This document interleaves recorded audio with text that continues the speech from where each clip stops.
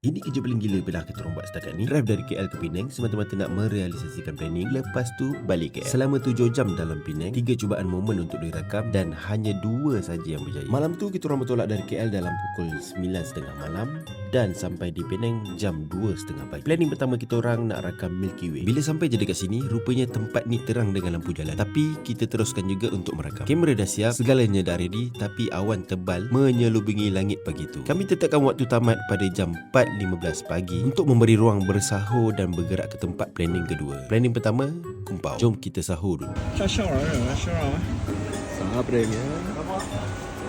Ramadan sahur. Lepas bersahur, kami tiba di sini pada jam 5.45 pagi. Bulan sabit dijangka muncul pada posisi yang kami rancang pada jam 6.05 pagi. Bulan sabit pagi ni bersaiz 5% saja, sangat nipis. Pada awalnya, aku tak nampak pun bulan tu dah muncul. Rupanya bila tengok dengan teliti, bulan tu ada di sebalik awan dekat belakang tu. Dah keluar.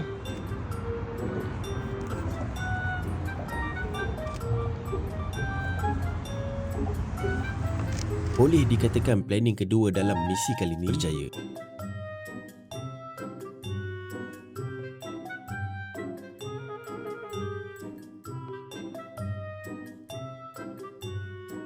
Selepas subuh, kami bergerak ke planning yang ketiga. Planning yang terakhir sebelum kami bergerak pulang ke Kuala Lumpur. Tempat ni tak jauh dari sini.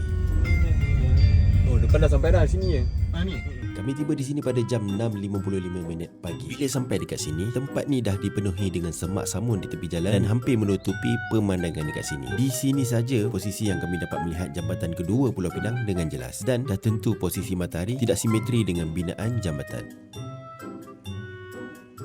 Kami teruskan merakam. Cuaca pagi tu sangat memuaskan. Matahari yang terang tapi tak terlalu terik memudahkan kami merakam momen pagi tu dengan baik. Dah cukup 7 jam kami berada di dalam Pulau Pinang. Tibalah masa untuk kami pulang ke Kuala Lumpur. Ini adalah hasil video timelapse yang aku rakam semasa di sana. Jumpa korang dalam video seterusnya.